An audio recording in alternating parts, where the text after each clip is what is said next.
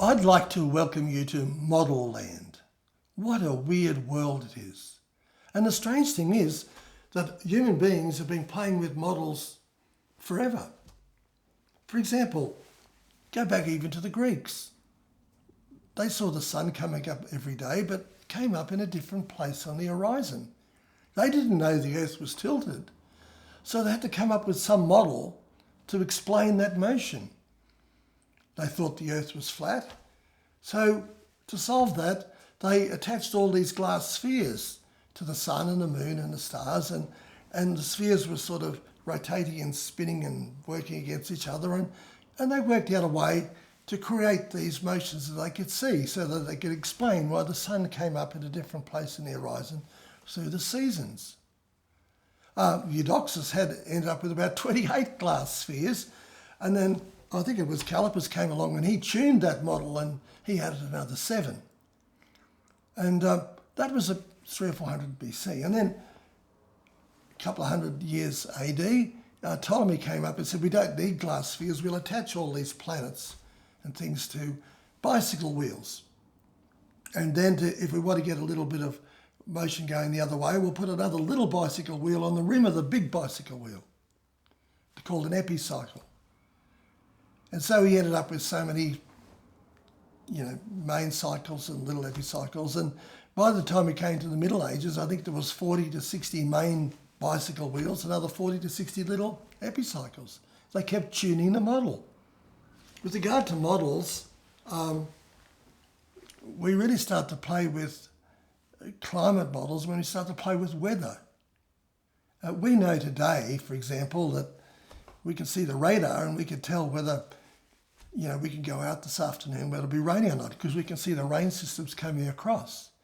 We can even maybe predict the day from the day before or a few days, but when we go back a couple of, everything becomes chaotic. We can't go back too far. The first person that became really famous with regard to weather and using a computer was a guy called Lorenz. And he said, look, even if I put in information from every cubic metre of the air and the earth and everything, even my computers were that good, I still couldn't predict the weather in New York in a month's time. But then, of course, people then progressed not just from weather, but to predicting the climate over the next 20 years or 30 years or 100 years. And the funny thing is that if you want a model to predict the climate going forward, 20, 30, you really have to understand weather. And if you can't predict the weather, how the hell can you predict climate?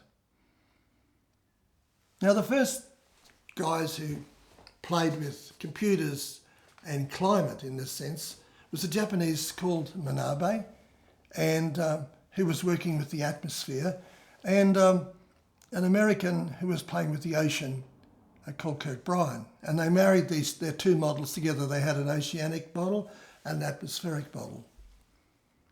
And in order to make a model, you have to divide the Earth up into grids. Now, each of their grids was 250,000 square K. Their poor old computer only had 0.5 megabyte of RAM. It would take 30 days for them even to run their model. So they had about 200 of their cells on the Earth. And then they had levels in those cells, call them rooms. So they had about 200 cells. They had maybe 1,200 odd rooms. And they were only playing with a model that was about a third of the Earth, where half was water and half was land. But gosh, we're a lot better today. Our models are so fantastic and people are so proud of them. But let's see what they are. For example, one of the latest models, if you just go to the tropics and you take the area from the Tropic of Cancer to the Tropic of Capricorn, that band around the centre of the Earth, in terms of the grids, about 7,000 in the atmosphere and about in rooms inside each grid, like a skyscraper, or the rooms are talking to each other up and down and talking to the skyscraper next door, imagine it like that. About 270,000 rooms Wow. You say, gee, isn't that fantastic? But guess how big each room is? Each room is 28,000 square K, and the ceiling in each room is a K high. And inside that room, we can only put one reading for something and one reading for something else. But in the ocean, the rooms are a lot smaller. The ceilings are only about 150 metres. So in the tropics there, we'd have 17,000 cells, and in terms of rooms, 670,000 rooms. And you say, gee, isn't that computer model absolutely fantastic? But look at the size of the rooms. If we make these rooms too small, and you think, oh, that'll be great because it'd be accurate, the time to run the computer program, even using the latest computers, would exceed the age of the Earth. So how good are these models? They sound fantastic. Well, if you go to the last report of the International Panel of Climate Change, Chapter 8, in a section they discuss models, they say how wonderful their models are and how much they're improving. But then, as you read through that 60-odd pages, you start seeing all the caveats and you start smiling, actually. The first one is, well, we know the climate is sensitive to greenhouse gases, fair enough. But in that situation, of course, water vapour is far more important, say, than carbon dioxide. It's 90% of the greenhouse effect, and carbon dioxide is less. But then there's water vapour in the air, but then there's these clouds that can reflect heat from the sun. And when we compare just greenhouse gases in terms of their physics to the work of clouds, clouds are more important. And then they say, well, look, I'm sorry, we don't do clouds. A third of the models think clouds have got a positive effect and help to warm the Earth. And a third say they're negative and they compensate for greenhouse gases in actually cool the Earth. Well, that's all very well. And then they say we've got another problem because in a model, we try to work out how heat flows in the ocean because the ocean currents transport heat all over the place, upwards and downwards. And in the atmosphere, the main thing, of course, is the Earth's surface is heated by the sun and the oceans, and then that heat is transmitted to the atmosphere, and then you've got all these convection currents in the atmosphere, and the Earth's spinning, and the air then spins polewards or whatever. They said, well, we've got turbulence in the ocean. We've got turbulence in the atmosphere, and guess what? If you can prove that the mathematical equations we're using to describe that turbulence are correct, there's a worldwide prize out there you can win. It's worth $1 million. No one's won it yet. There's some guy from Kazakhstan recently, he'd worked on it for a few years. He thought he had a solution and they found a problem with it. And then they say, well, we also, in our model, in that huge model with millions of rooms, etc., we have to put in, say, an average for the El Nino, La Nina effect. And there's a similar one like that in the North Atlantic Oscillation or the Indian Oscillation or whatever. There are all these similar El Nino events all around the world. Or the Pacific Decadal Oscillation, which is a 60-year cycle of heat coming in and out of the North Pacific Ocean. We've got to put in averages for that because the model can't work that out. So we call that parameterisation. We can't do that. Then they say, look, there's a bit of a problem at the moment. We seem to be predicting too much precipitation in the Southern Ocean. And most of our models are transporting too much heat north of 40 degrees north. And we're having a trouble with Southern Ocean wind stress. And also when we're looking at ice and pack ice, we don't necessarily know what the thickness of the ice is, and that's critical in terms of the lags, in terms of melting and all that. And then we all know, ever since the first climate model started, albedo is very important because when you've got a snowy area, that reflects heat back. But there's a problem if you've got a forested area. Look at those huge forests in Siberia, in Canada, in North America. We've got all these green trees, but the surface of the Earth is covered in white snow. Well, we have a lot of difficulty trying to model that situation where we know we've got some albedo on the surface, but we've all these dark trees, and then also on the leaves of those trees, we've got snow hanging on them. Well, I'm sorry, we just can't quite do that. So after reading that report in that chapter 8 in the IPC report, you say, well, wait a minute. Let's be honest. These models are great. They're explaining the complexity of the system, but they're not necessarily explaining how it all works in terms of being able to predict the future. And then when you come to the IPC documents themselves in the technical volumes, you will see the truth. The IPC says specifically, because of the chaotic nature of climate, the models cannot be used as predictive tools. But then someone will jump up and say, oh no, they're not predictions, they're projections. And you say, well, wait a minute, you're using these things as predictions. And the IPC itself is saying you can't. And then, of course, we know how much they've failed. The models look really good between 1975 and 2000 because carbon dioxide, which is one of the greenhouse gases and not the main one, was rising all the time and temperature of the world was warming. And they tuned those models so that the rise in CO2 and temperature seemed to work together, go in tandem together. And they kept improving the models, and that, just like Calipers turned around and the old Greek, and he tuned Eudoxus's model and he put in another 7 glass spheres to the earlier model. Or someone played with Ptolemy's model and added a few more epicycles. But then when temperatures paused, which they have, between 2000 and 2016, I mean, it's still hotter than years ago, but things haven't gone up at the same rate. So they've gone sideways.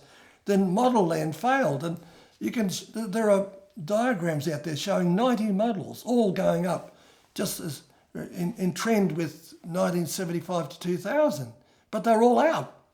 Of course they're out. The IPC itself said you can't use those models to predict the future. Now we need to look at something else. Instead of models, what about if we look at patterns? Now, a very good pattern is, I know that the sun comes up every morning. I've been alive for so long, so many mornings, thousands of mornings, and it comes up every day. Therefore, I can predict, even though I don't know why, that the sun will come up tomorrow. Now, that's a pretty good guess. I don't even have to understand how it works. I don't have to understand how the sun is situated in the solar system or what speed it's going or the angular momentum in the system. I don't have to know anything like that. But I can say, I've got a pattern, I know it's right. Now, in the climate, there are a lot of patterns, but the trouble is, historically, we don't know as many as we would like. For example,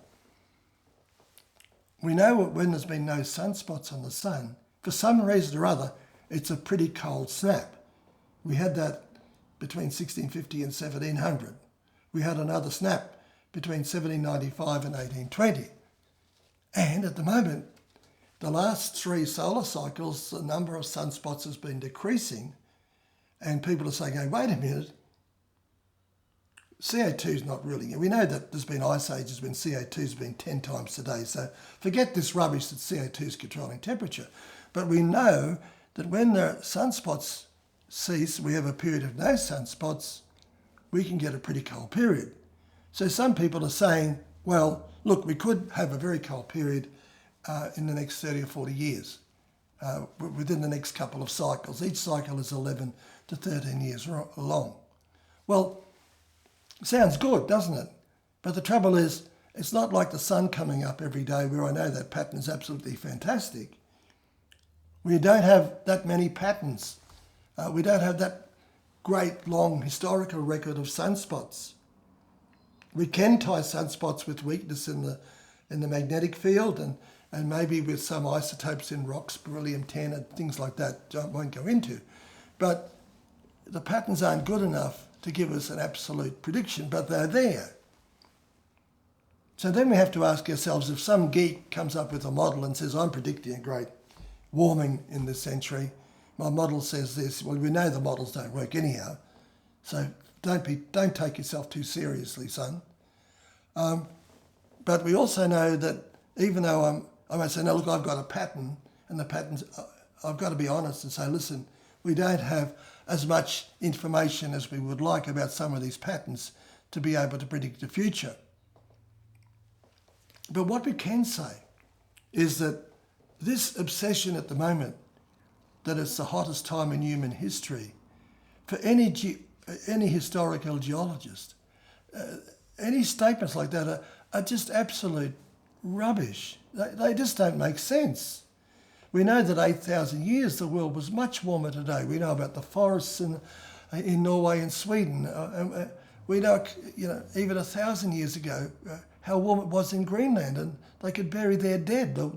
You could dig the soil. Now it's frozen, and yet people are saying, "Oh, this is the hottest. It's just going to." That is, look. I'm sorry.